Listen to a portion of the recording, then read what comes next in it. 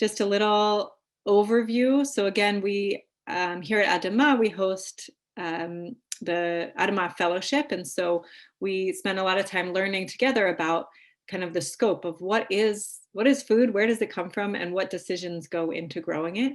So I'm going to give you a very, very brief version of that sort of overview, and then we'll focus on your questions. So let's see, I'm going to share my screen. And by the way, Ashley Lauber is here, also a piece of the One Soil puzzle, and our tech help. So if you have specific, any kind of tech needs that you need, Ashley's here, ready to answer. Okay.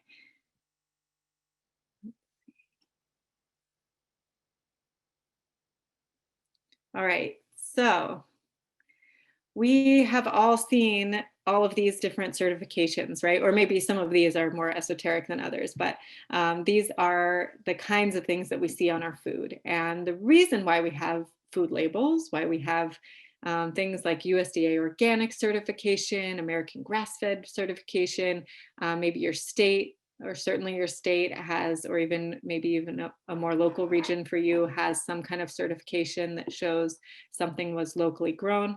The reason for that is because we are not generally, most of us, growing all of our own food, nor do we have a direct connection to the people growing it. So we can't ask, you know, if I go to Meredith's house and she serves me a salad, I can say, you know, what cover crop did you grow in this salad bed before I ate it? But unfortunately, that's not true for most of the food we eat. So these labels are kind of stand-ins trying to tell a tiny piece of the story. And they don't tell a very full story, but they can tell us a little bit, and they can tell us some important information. So let's learn a little bit about what they can tell us. You may have heard this word regenerative. Among farmers and ecologically minded farmers, there are so many words that you can use, and I would argue that it doesn't really matter which one you use necessarily. There's no strict code of what it all means. Sustainable, regenerative, biological, ecological, you might have heard all of those and many more. But the goal of you know, the more regenerative you are, the more you are relying on certain practices.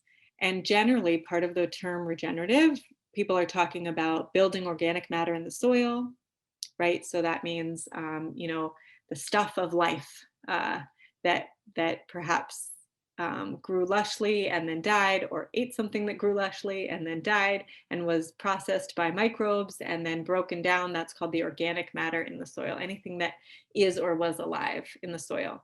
Really crucial to healthy plants. You'll always hear organic farmers saying, feed the soil, not the plant. So that's a really crucial piece of the puzzle. And it's also a part of addressing climate change, because we can sequester carbon in the soil as we build up organic matter. Now,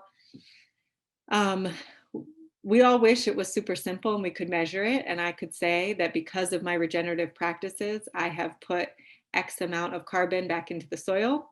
In fact, you know, people crafting policy solutions to the climate crisis would especially love for this to be true, because then we could go to a polluter and get a carbon offset, right? Someone could be polluting and say, let me pay this farmer to use certain, you know, to put a certain amount of carbon back in the soil, and it'll, we'll all be flush. Unfortunately, it's harder to measure than that. We don't have hard, clear numbers. But we do know that the more organic matter you have in the soil, the more you're sequestering, and the better you're doing in terms of keeping that carbon in the ground and not in the sky. So regenerative builds organic matter in the soil, reduces the release of greenhouse gases to the atmosphere. Agriculture, you know, estimates vary, but at least, you know, 10% of the emissions in the country come from agriculture. So regenerative practices seek to minimize that. Increasing biodiversity above ground and below ground. So that means we're good hosts for kestrels, birds who are going to come in, and they're going to have a huge benefit for our farms because they hunt rodents.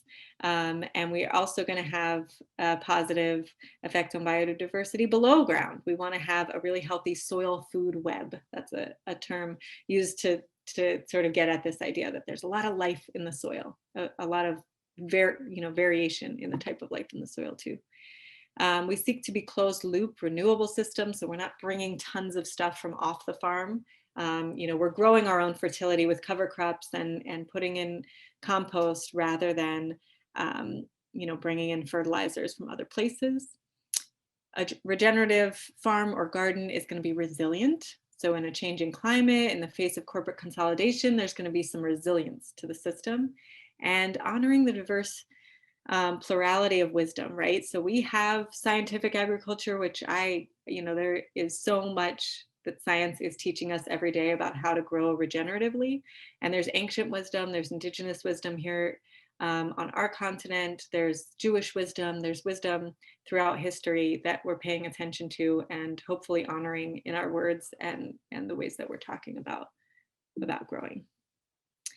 I love this phrase from Kabbalistic teaching: the end is wedged in the beginning and the beginning in the end. And this really relates to the idea of regenerative growing, because the idea is that you're regenerating, you're constantly, there's a cycle and you're constantly enlivening it. Not that you're seeking one particular end. That's what seed saving is. You grow a plant to its reproductive stage, and then the seed itself is the end product, but it's also the beginning of the next. And George Washington Carver, a sage of American agricultural history in the South, a Black agricultural scientist who said, whenever the soil is rich, the people flourish. So really that focus on soil and building soil. A little bit of vocabulary. We know that compost is broken down stuff that was alive that we can use as fertilizer. Cover crops, you can see a picture here of some tall rye, and these vines here are hairy vetch, and these little red globes are crimson clover flowers. That's a pairing of plants that puts a lot of, again, that organic matter, that biomass in the soil, holds the soil in place with firm roots so it doesn't erode. And also, two of those plants can fix nitrogen, can put this really important plant nutrient in the soil just with the use of the plants. So no need for fertilizer, growing it yourself with cover crops. No-till or low-till just refers to the idea of minimizing disturbance of the soil. Carbon sequestration, taking that carbon out of the atmosphere where we don't need any more of it and putting it into the soil. Agroforestry, we know, many of us have learned that the United States was a wilderness when colonizers arrived here. And in reality, it was very meticulously tended through, in the Northeast where I am, agroforestry practices. And those are practices where you're really managing the forests intentionally to both be regenerative and be a healthy forest ecosystem and also provide food. So agroforestry is a piece of regenerative farming. Living mulch, those are plants that are protecting the soil along with the crops, but they're alive and they're mulching. They're holding the soil in place and keeping the temperatures steady and preventing erosion and all of those things. Closed loop system, we mentioned, we're not bringing a lot of stuff from off the farm. Companion planting, putting plants together that help each other. Perennial, meaning a plant that you don't need to disturb the soil for very often because it survives the winter, it lives year to year. It's not something you plant each season. Erosion control, so you want to keep your soil where it is. We have so much soil tragically moving down the Mississippi River. We want it in our fields, so different measures for keeping soil where it is. The soil food web we mentioned, that's that idea of a lively soil and beneficial habitat. I forgot to point out with these pictures here in the left-hand corner, that's agroforestry. That's pairings of plants that are going to thrive together in a forest ecosystem that also produce food. I'll get to this middle one in a minute. A plant fixing nitrogen, that's what I mentioned with the cover crops. And then here I am at beneficial habitat on our list. So that's attracting insects that are an important part of the cycle. Here's an example in the bottom right corner. This is a tomato hornworm, enemy number one of a tomato plant. It can defoliate, eat all the leaves of a tomato plant in no time at all. But if you have an army of tiny braconid wasps, which need lots of little umbels, lots of flowers that have little openings in order to thrive. They need that kind of nectary, that kind of habitat to be on your farm. So if you have that kind of habitat, you're going to attract braconid wasps. Those braconid wasps, when they want to lay eggs, are going to do it on the back of a tomato hornworm, and then they will parasitize. They will eat that hornworm from the outside in. I know it's gruesome. I should have offered a trigger warning, but that's what they do, and they're really helpful. And so you might say, I want to plant from the edge of my fence to the other edge of my fence and grow as many crops as I can. But if you remember that actually you need to host, there are all types of wildlife that are beneficial in this way. I need to host those wildlife. You can get away without spraying chemicals on the farm. Plant-based diet, of course, is an important part of climate smart agriculture, is minimizing meat consumption, and when animals are used on farms, making sure that they're being used in exactly the right ways on the right plots of land. There are pieces of land that are very difficult to grow crops on, but very easy to graze animals on. Goats, for example, will eat every last bit of poison ivy and other invasive weeds in areas where you can't grow crops. And rotational grazing is a really important regenerative practice that involves making sure that you're managing exactly where the animals are, so that that again manages the soil in the best possible way, as well as the plant community and the biodiversity. Okay, that was a lot, but the gist of it is something like this. This is a picture from the Land Institute in Kansas, where they're trying to breed perennial grains. And you can see, hopefully it's showing up well enough on your screen on the left. These are plants with very deep roots. Just, to me, this just I look at these plants on the left and I just see carbon coming out of the air and going into the soil. And I see that soil just healthy and staying right there. And on the right, we have annual wheat. And look at these tiny little root systems. And of course, those plants need a lot more human intervention to survive. And of course, there's more carbon release from growing a crop like that. And so in regenerative growing, you're just really trying to think about this balance. How do I get at something like this more than something like this? The idea of a USDA organic certification, right? We all want to understand, if I buy organic, is it really better? Is it not? It's better in a lot of ways, and it doesn't do everything. It doesn't speak to labor rights. Although because of the banning of chemicals, we know that farm workers working on organic farms are exposed to less dangerous chemicals. But otherwise, it doesn't speak to labor rights, right? So when you're choosing what to eat, it doesn't necessarily say anything about that. And you can have a very big farm that's causing all kinds of damage and still be USDA certified, but organic, but it's at least a little better. So there are negative commandments, there are positive commandments.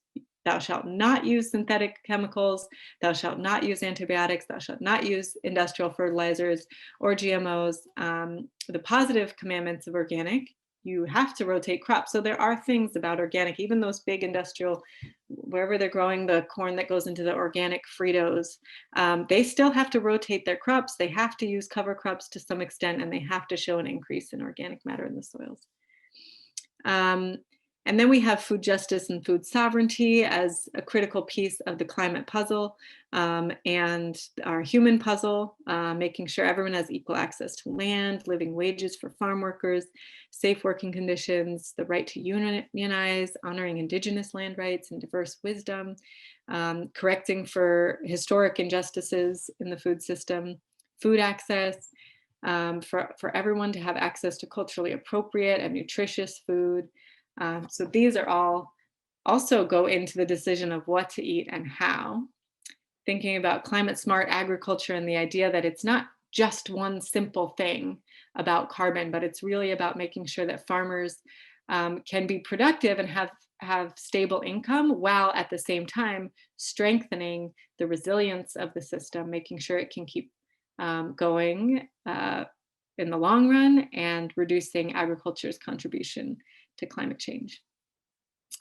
So I'm going to end with two quotes, and this is from Rowan White, the educational director at Sierra Seeds. "I'm a Mohawk woman who comes from a long line of people who have tended soil and seeds with reverence and devotion. Let us remember and rejoice that nearly every bite that passes our lips connects back eventually to the generosity of a seed." And that's going to be our goal really in this session, is to, every bite that you take connects back to the generosity of a seed, and learning a little bit more about how that whole thing works is really important, I think, to our neshamas, to our souls, and to our ability to make choices that we want to make.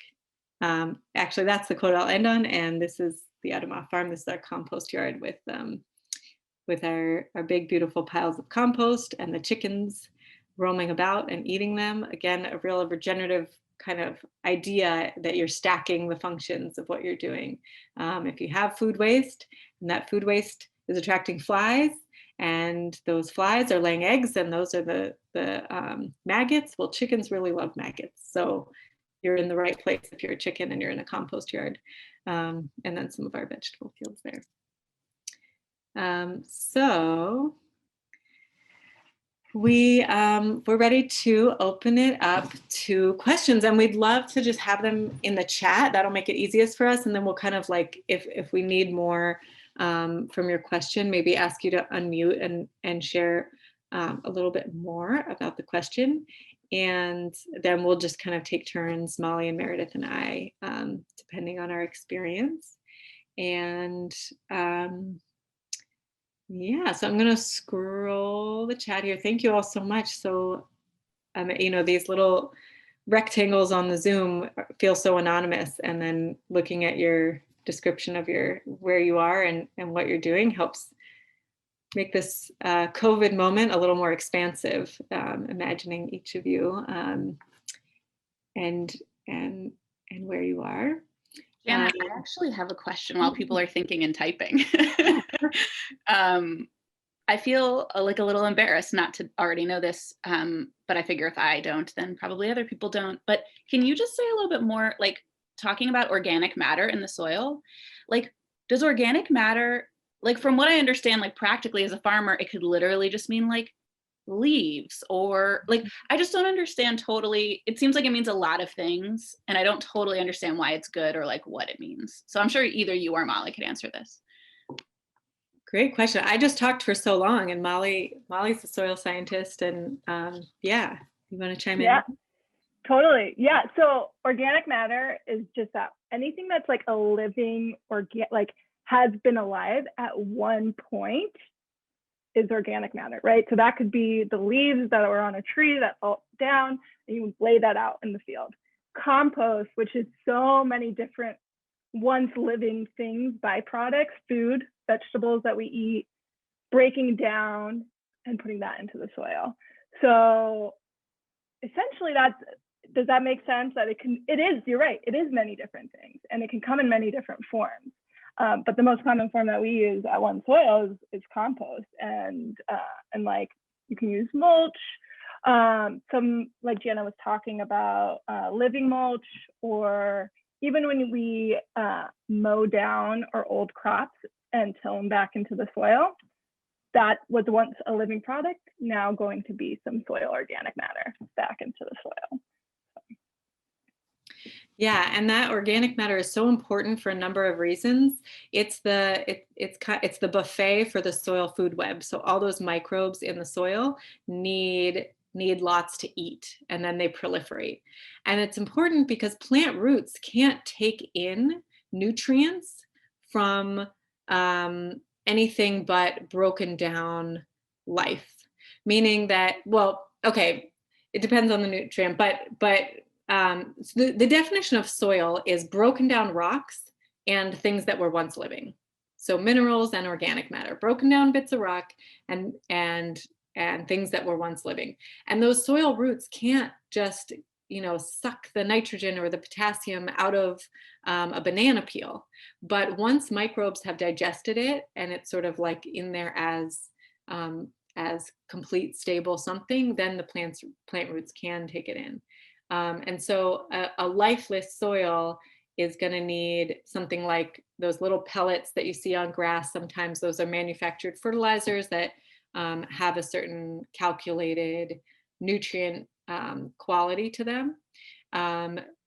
So a lifeless soil needs those in order for plants to thrive, but a soil full of organic matter, things that were once alive, whether they're cover crops or mulch or compost or poop, manure, any of those things are organic matter, and that's what the plants can then take up. Great question. Okay, I'm going to read off. Let's see. The first one I see is to talk a little about no-till farming. That was a direct message. So I'll just share quickly that we've been experimenting with no-till farming on our farm, and we're transitioning that direction. And it just means that you don't till, you don't disturb the soil. So every time you plant a crop, you need to erase whatever was there before, unless you want to figure out how to make it survive in competition with whatever other plant is growing there. So you have to find some way of making the bed empty of other things, or have them, companion. And so no-till is a way of doing that. There's lots of different ways to do it. You can suppress what was there before with a tarp. You can kill what was there before. Actually, the most common way of doing no-till is killing what was there before with herbicides. So it is a pretty widespread climate smart practice among farmers that use chemicals. It's actually a really big piece of the climate, addressing climate change on farms is minimizing soil disturbance by using herbicides. But on our farm, for example, we don't use that because we're organic. So it can happen again with just mulching over whatever was there before, or pulling it out by hand, or killing it by letting it get to sort of a seed production stage and then mowing it. There's different ways that you can do it. Molly and Meredith, do you have any?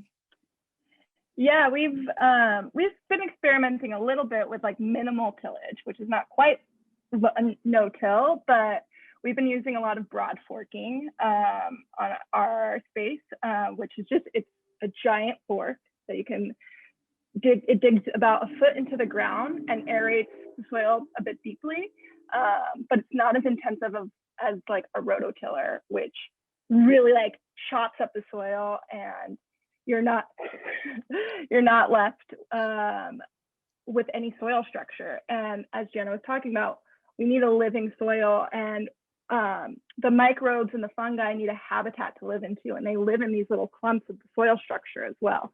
So by using a broad fork and different implements other than a rototiller, not every farmer may have it, but on the farm that we're renting right now, there's a thing called a power harrow that, like, instead of chopping up the soil really intensely, it like spins. It has these tines that spin vertically and only smooths the soil maybe about an inch or two deep, so that you still get like a smooth seed bed, and it's easier for things to germinate, but without disturbing that deep soil structure that you're working so hard to build by putting soil organic matter on. If you think about a grassland ecosystem or a forest, the soil is built layer by layer. The forest drops the leaves are a mulch, and then the next year more leaves, and then the soil is built up that way. And then the roots of the trees are using some of the nutrients in the soil, and then they're kind of putting it back in with their leaves. And so that, whereas if you think about a garden, just digging the whole thing up and loosening up the soil, it's a very different process. And the problems with doing all that, it's very helpful, and it actually adds a lot of air to the soil and helps plants grow to till it up in that way and disturb it. But it also releases carbon to the atmosphere, not what we want in this particular moment. And again, like Molly said, it has these detrimental effects on the soil structure and on the microbial life. So it's a big puzzle. How do you grow food in the soil without disturbing it? And people are working on that very actively right now. 10 years ago, like, I didn't know any no-till organic vegetable farms, and now there are lots and lots. Okay, let's see. So we've got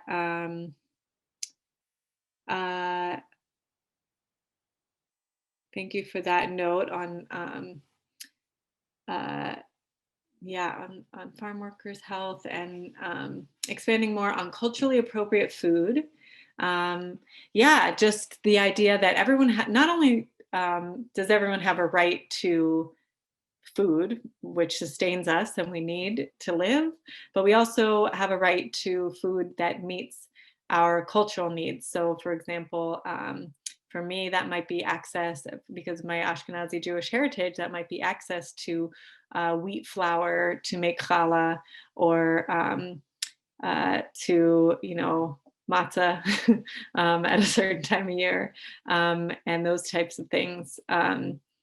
Whereas, if let's say, if I was really struggling to afford enough food and went to a food pantry and the only foods they had were, I don't know, plantains and, chicken. I don't eat meat. So, foods that didn't meet my cultural needs, that would be an example of not meeting my need for culturally appropriate food. I'll just throw out that I saw a post on Instagram recently, and I don't know how to backtrack to it because I don't know what account it was, but there was a post by a woman who is Black and is a nutritionist, and is basically educating around ways that like whiteness and colonialism are a big part of our conversations around like healthy foods. And the post was just her holding a sign that said like, kale is not healthier than collards.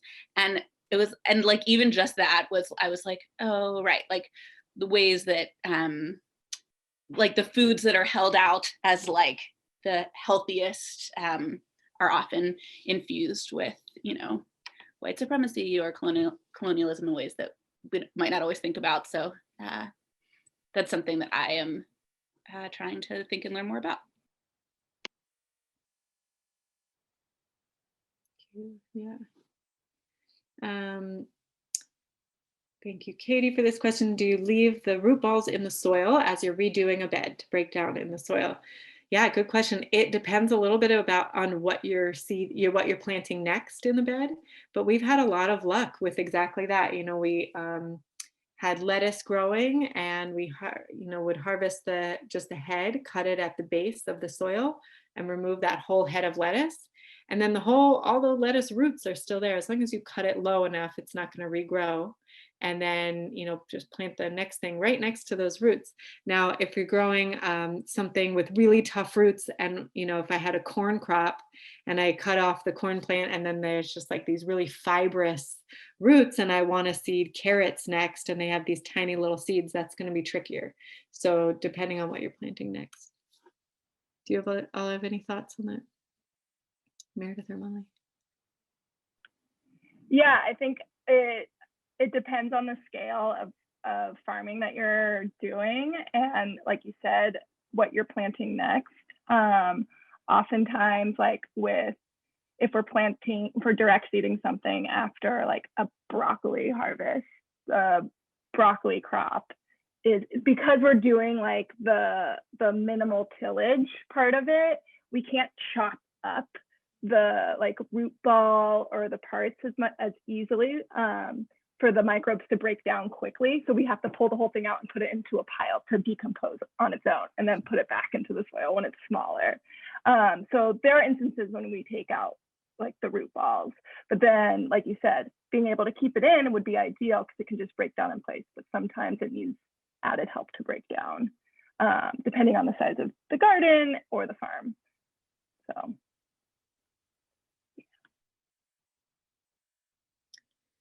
As I skim these questions, I'm loving how like they go from here to here to here, like the details of the root ball in the soil. And now we're going to have a quote from Genesis.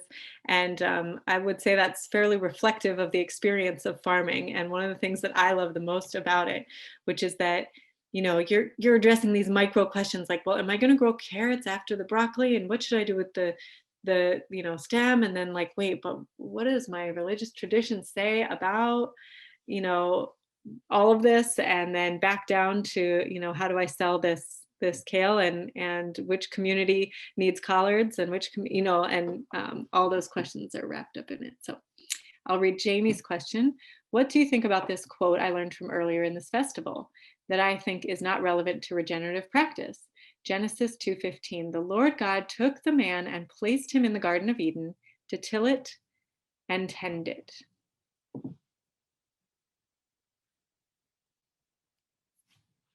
Meredith or Molly, do you want to start, or I can jump in? I mean, I can share quickly one thought. My experience of being Jewish and a farmer is that I don't need all of the texts to always relate to my own ethos on the farm. But I love, you know, I love knowing that my ancestors were and are farmers and grappled with all of these questions at the same time, and in the same ways that I do. You know, when I study Jewish agricultural practices, some have a lot to teach me in my current movement, and some truly really don't. And what I love is connecting to that ancestral tradition of grappling with these questions. And so when I read that quote, yeah, I hear in it also maybe, you know, I also have a certain reaction to it that maybe I share with you, Jamie, I'm not sure. But I also, you know, feel the experience of, you know, people have throughout the history of my tradition tried to figure out how to describe the relationship to the world, and I love feeling connected to that. And then I think there's different translations and there's different interpretations. So, you know, depending on how we translate a lot of our texts, there's more or less fluidity in terms of regeneration. You know, this idea of like, you know, are humans here to domesticate or to dominate the world? Is, you know, there's a real difference in how you translate some of those words from Genesis.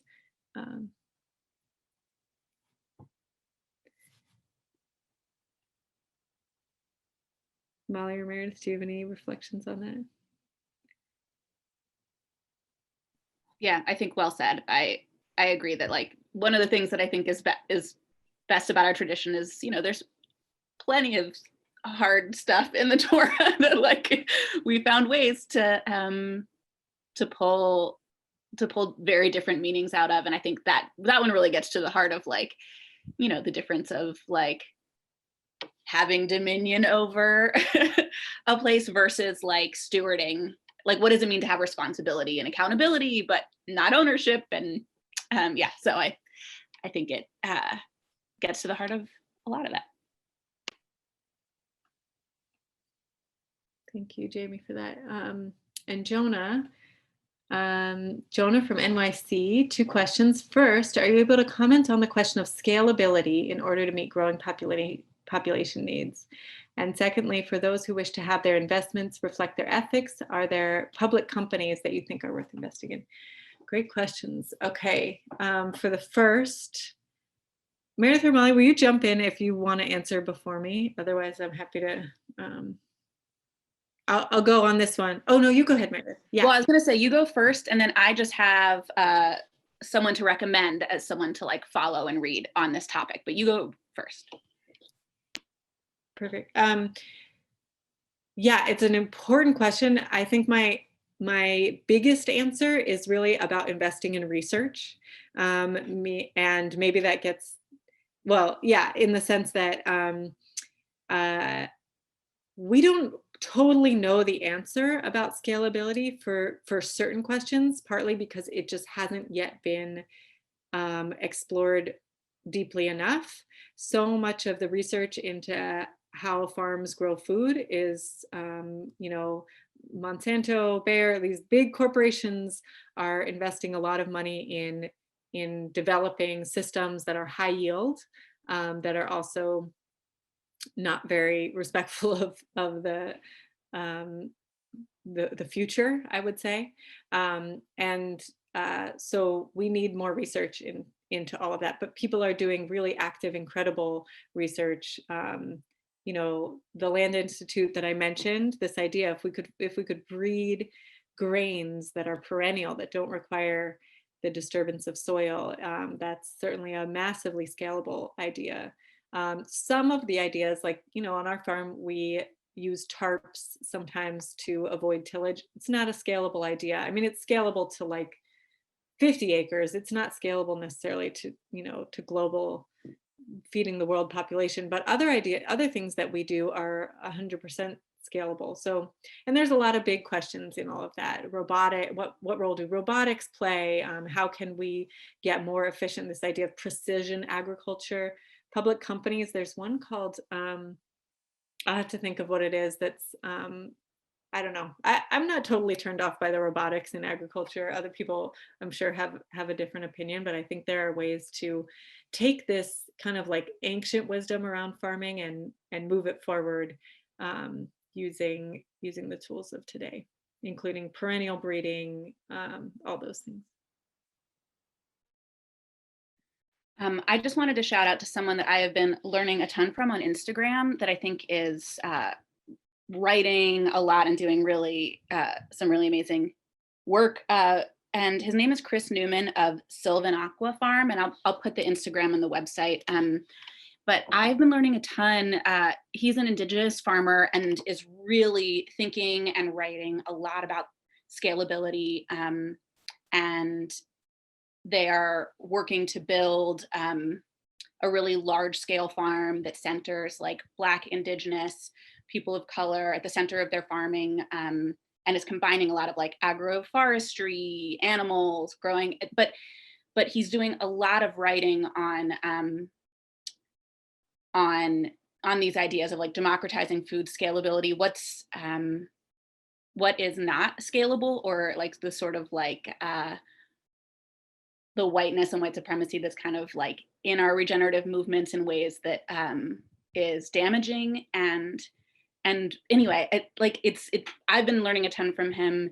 He sort of started as a smaller scale farmer himself, and then is like really thinking differently about things now. And so it's been really interesting for me to read him as I'm also like in the process of starting this really small scale farm, and yeah, just holding all of that at once. But I'm gonna put their website in the chat, because they also, I mean, they're looking for investors to really scale up their model and thinking a lot about it. Also, I think I recommend, he has a lot of resources on the website and a lot of interesting stuff about affordability of food, which there's a question about, and also Indigenous practices, which there's another question about. So I'll drop that in the chat.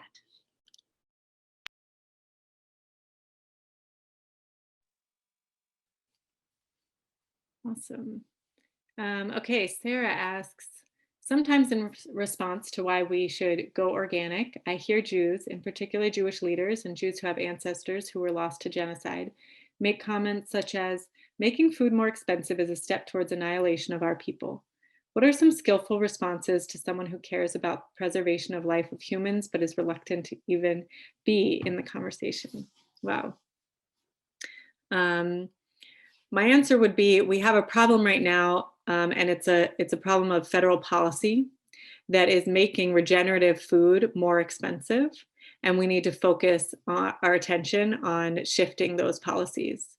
So there are seeds of, for anyone who was able to make it to my session yesterday on federal policy and food, we talked a lot about this, you know, pairing these two problems. Heather McGee has this quote: "Inequality and the climate crisis are the inequality and climate change are the twin crises of our moment, and democracy is the answer to both."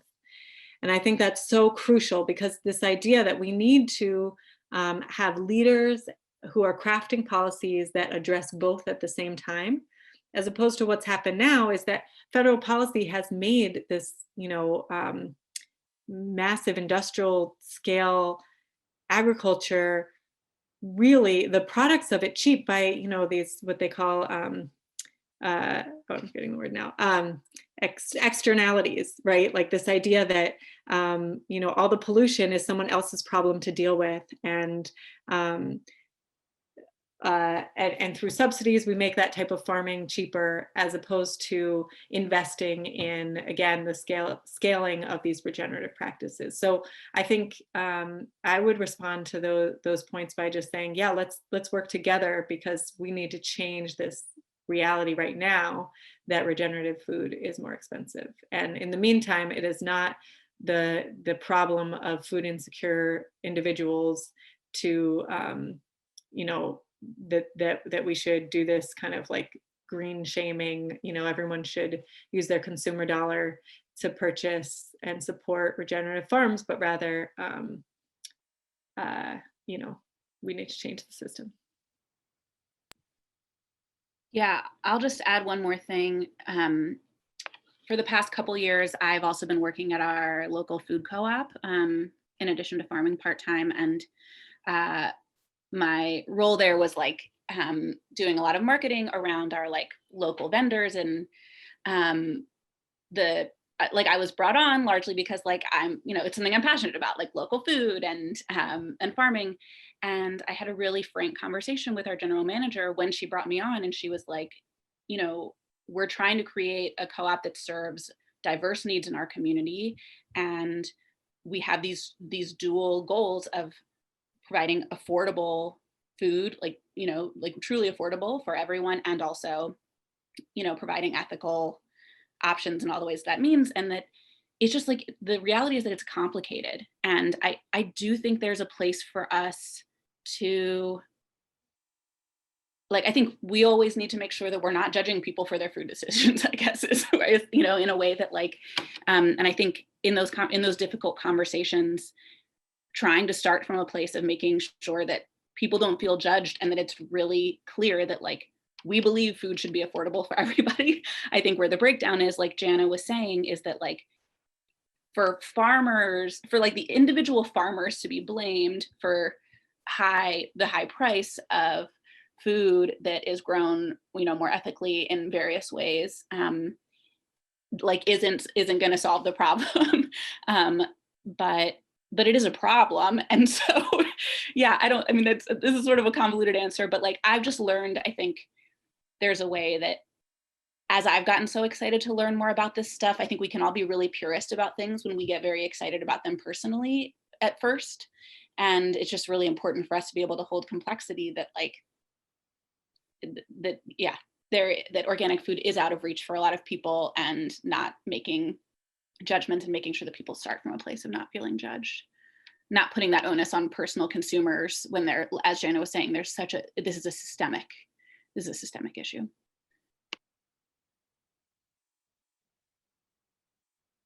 Yeah, so well said. And Deborah, thank you. Yes, burning is another tool in the belt of no-till. And Bev is asking about how to support Indigenous farming. Such an important question, because we're inheriting this reality that because of discrimination and land theft, that unfortunately we don't have an appropriate share of farmers who are Indigenous farmers, and it's hard to buy food necessarily, if as a consumer that's something you want to prioritize. One thing I would say is there are some incredible organizations that are working, that I actually feel quite a lot of kinship as a Jewish farmer doing work in the Jewish educational farming sphere. There are these just such incredible organizations doing similar work in the Indigenous farming world. And so even just supporting, if you have, resources to donate, or, like Meredith was saying, just learning from Chris Newman or any of the other incredible folks. I quoted Rowan White. She's just has so much that we can learn from. Not a farmer, but Robin Wall Kimmerer is just like this wealth of learning. So, those are my thoughts. In the fall, planted cover crops, rye, vetch, clover. Was wondering if you were suggesting either leaving the cover crops in or cutting it down, but putting the cut crops not so far down in the ground. Yeah, that's my first love as a farmer is cover crops, and it's harder to figure out how to do cover cropping in no-till. So that's something this question near and dear to me. With that particular stand, that was this past summer, and I just mowed it because I waited for the rye to be at the stage, and the vetch and the clover. I waited for all of them to be at an advanced enough stage that just mowing them killed them, and then just leaving the residue on the surface, which works in certain situations and doesn't. In that case, I just planted winter squash directly into the residue of the cover crop, and it worked well. But you can also gain a lot of benefit from integrating it into the soil with tillage. And I'm going to let Molly, if you have anything to say on that one, but I'm also going to let Molly answer Ellen's question about compost tea, because I know that's you've studied that. Yeah, so okay, Ellen's question, a question about large-scale compost tea for several acres. Do you practice it at your farm? So no, not at One Soil Farm. When I was at Coastal Roots Farm in San Diego, we did use compost tea. It was we had about 2 acres.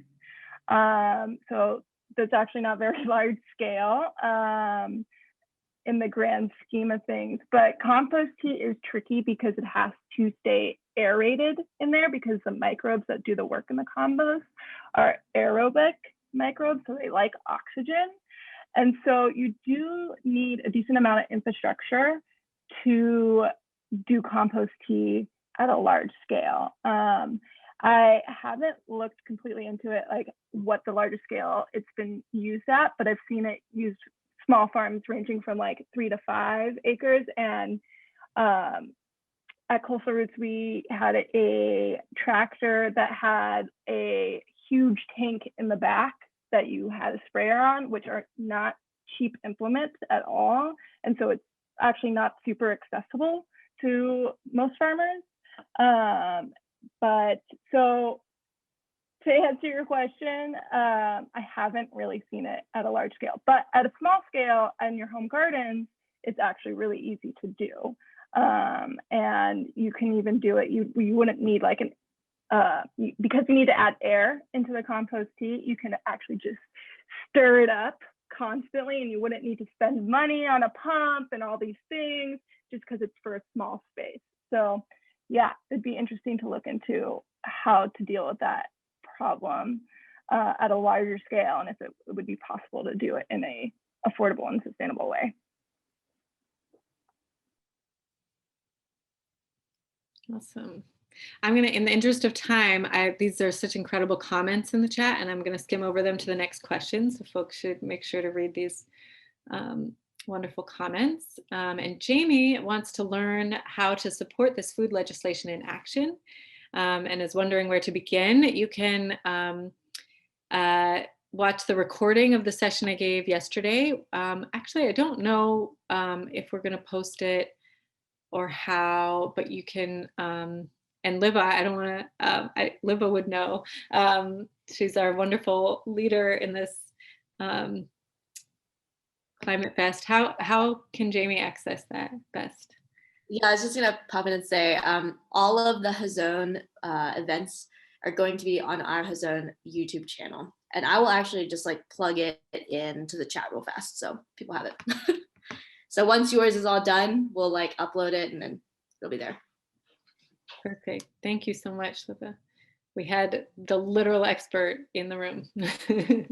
And that'll go through some things, but Chazon has an advocacy alert newsletter, and actually I will find that and drop that in the chat, and you can sign up for our advocacy alerts, and that'll really allow you to, without studying every last nook and cranny of legislation, which is exceedingly complicated in this moment, you can know when's the moment. Hey, I want to call my legislator because an appropriations process is happening, and I want to make sure, to Jamie's point about to Sarah's question in terms of like uniting food access and regenerative farm goals, and also to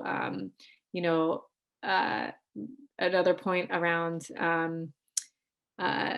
well, to all the points that we've been talking about, there are different things where we can advocate for specifics, and those can be in those alerts. So I'll put that in there too. And Deborah's question, what do you know about state-by-state organic certification, what biodynamics is and how it's certified, and is certifying regenerative ag, and if eco-kashrut is in the mix at all as a way of growing? Great questions. So in terms of state by state, the way that organic certification works is that you sign up with a certifier, which is a private agency, and if you want to get an organic certification, you want it to be an agency that is approved by the USDA, the US Department of Agriculture. And so, for example, we are certified organic. Bay State Organic Certifiers is the company. They come and inspect us. They, in fact, my application is due, I think, tomorrow, so I better hurry up.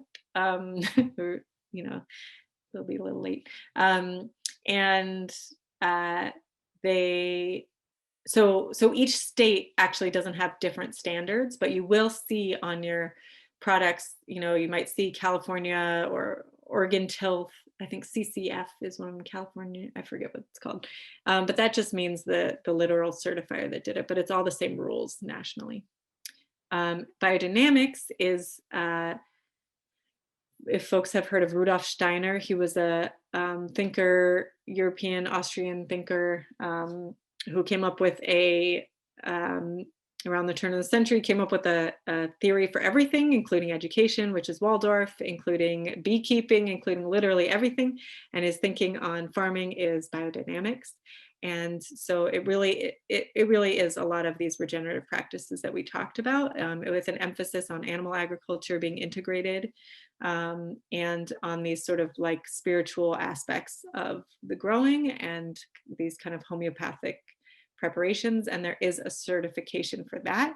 When I see a Demeter biodynamic certification, I think, okay, these are organic practices, because they really are about the same. There's just a little added stuff in there. Cool, such amazing comments here. Meredith, Molly, anything, any responses to any of these questions that you think we haven't gotten to? Well, I'll just add one thing that I think gets to some of them that we had talked a little bit about before the session, but that last question to me really gets to this issue that you brought up in the beginning, which is like, we have these certifications that tell us some things, but not always everything we want to know. And early on, people were mentioning that they wanted to learn more about CSAs. And I think like one of the things, and also in terms of scalability, like one of the things I always tell myself, like, I love farming. It changed my life. Obviously, like, I think it's super important. But one thing I sort of say to myself all the time is like, not everyone should be a farmer.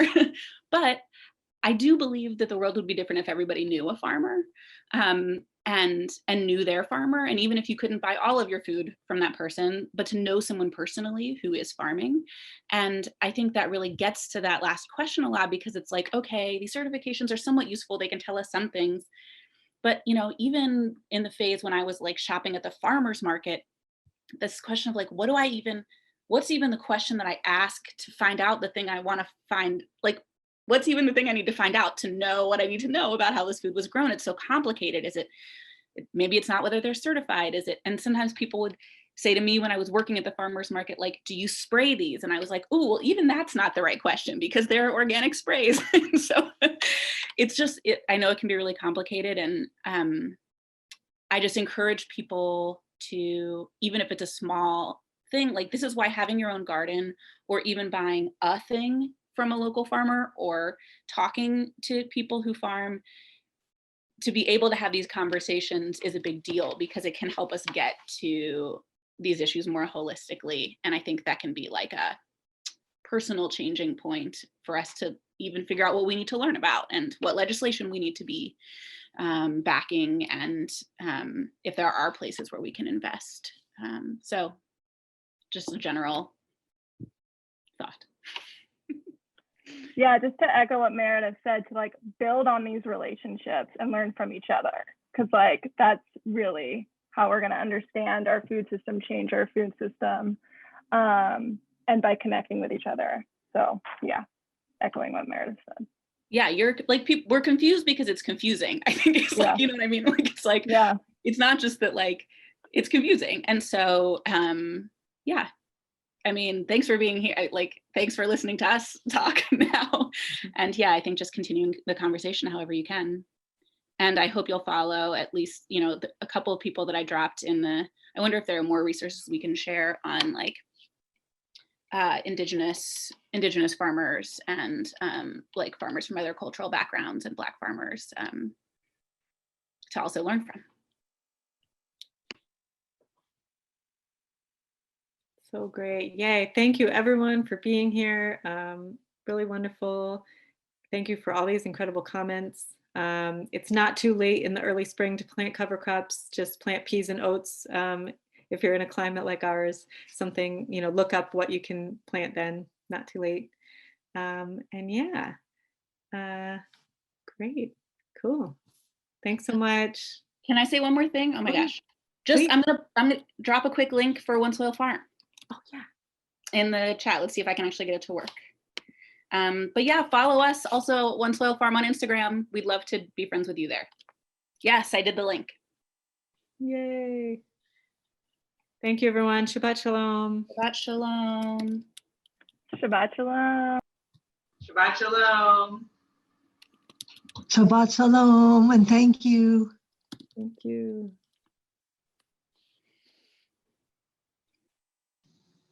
Thank you.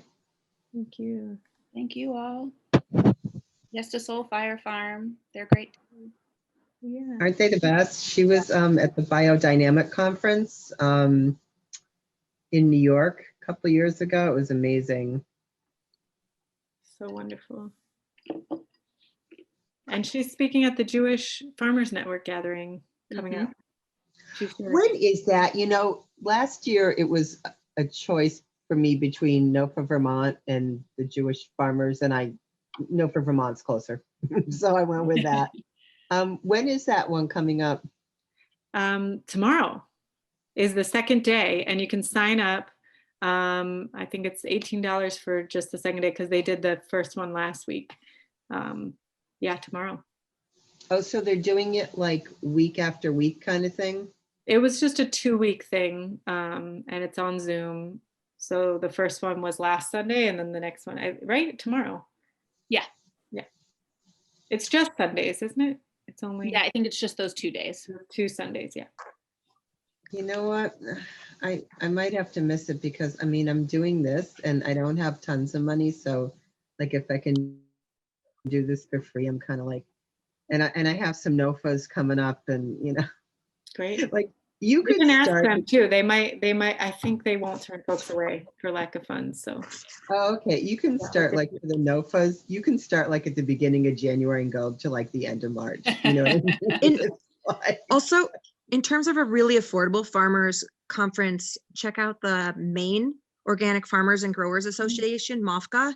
Oh, I go to MOFGA all the time. I've volunteered in the past. Continuing to put on more classes, and it's all free or for everyone else. In most years, it's incredibly low cost, or you can do a very easy work trade there.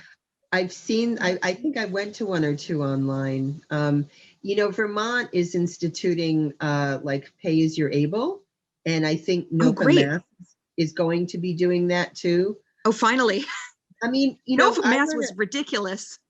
well, I run this food security organization where we went with like, if you can afford this, you afford it, you decide. We're not means testing.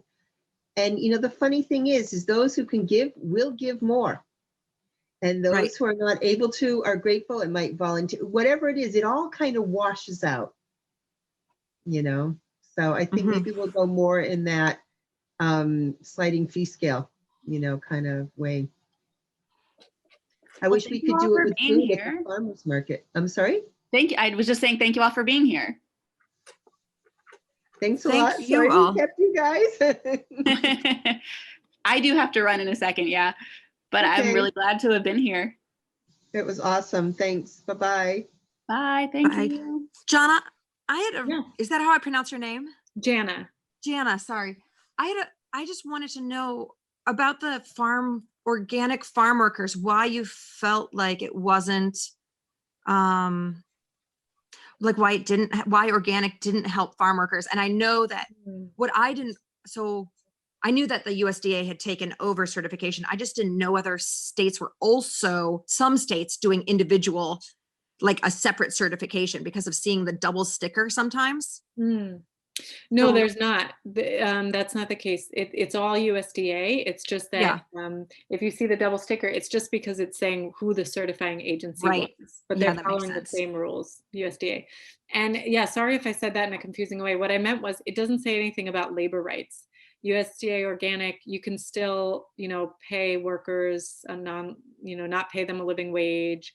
They Right. can still, But- have to work in difficult conditions. But what it But does, don't you think that's that's the whole federal law about Right. being allowed to pay farm workers? I don't know, back when totally I looked into it last, it was, you could pay them $2.37 or something for an hour. They don't fall under the same labor laws as other Right.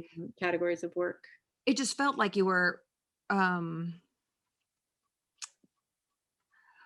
like organic wasn't being supported. And I feel like, it's such an improvement, especially if you've traveled to other places where, in India, there were women almond workers who had their babies hanging in the trees, and then there's crop dusters above them spraying chemicals. And in Nicaragua, when I was there were all of these farmers in tents because they couldn't work anymore because they had so many like brain tumors and reproductive issues from the non-organic bananas.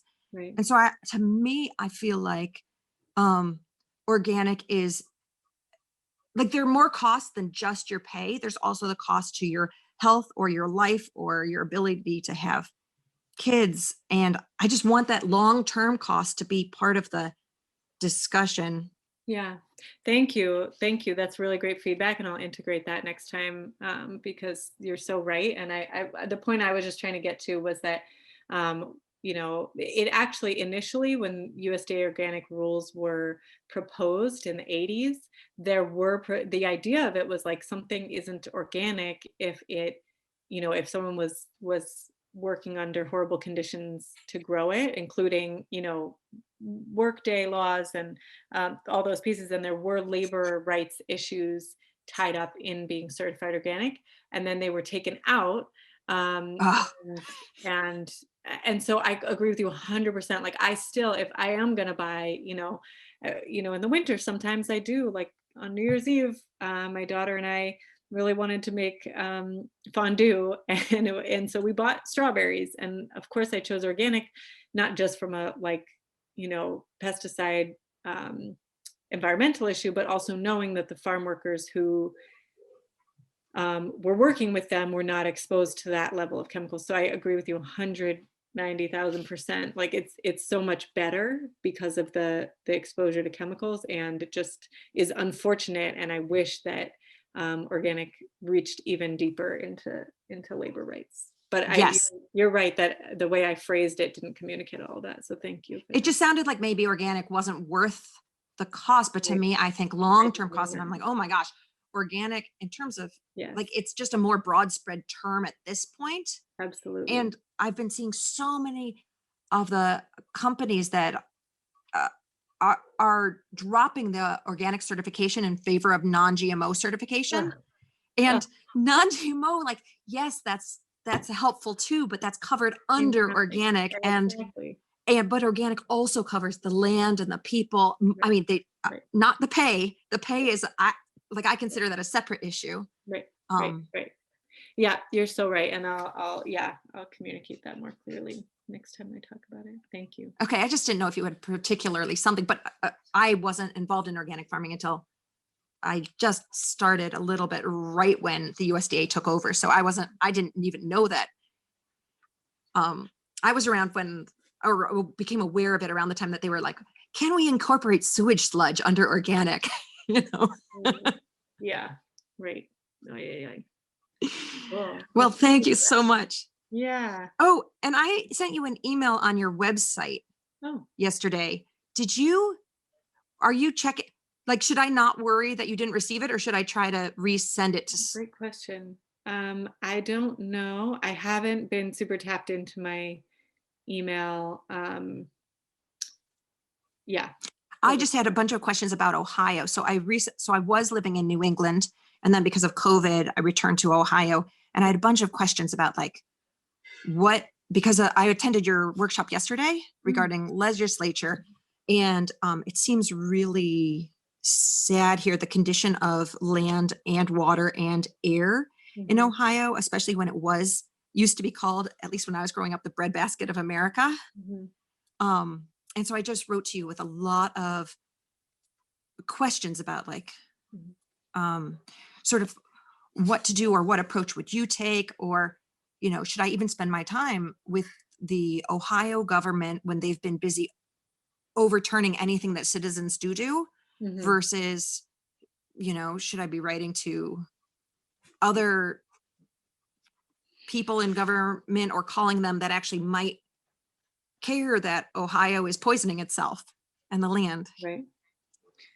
My vote would certainly be both, but I think there's a huge role in you know, advocacy within the state, even if the current, you know, leadership isn't taking it seriously, because it's a slow chipping away at the block, and the voice needs to be loud for them to know that people care. So I would say for sure. And I would just join up with, you know, is there a League of Conservation Voters in Ohio that you want to join up with? Or, you know, there may be a Jewish, you know, there may be a Dayenu circle or something like that, but there's certainly environmental groups working in Ohio that you could team up with, and they would have some strategies around, okay, what's the you know, on the ground landscape of legislation here, and how do we move the needle? So I would say. And that's something that I've actually been concerned about with the diversity of labels for ecological agriculture, has been how do we unify and even reach each other? Where in Maine, there's this strong feeling about the Common Ground Fair of everything you can look up organic in Maine, and then you can kind of reach out to everybody. And here there are a lot of little farms that haven't gone with organic certification, but it also means that like finding food in this food desert is horribly difficult. Like you have to look up each individual sort of way that a farm identifies, and then try to find them, and then right. I actually have to run, but yeah, I mean, that's just such important big issues. And I think, you know, now that you're new there, finding the right folks to connect with. And I'll look for your email. I don't know. Okay. I just haven't. Okay. Well, thank you so much. And thank you for this workshop too. Thank you. Okay. Have a good one. Shabbat shalom.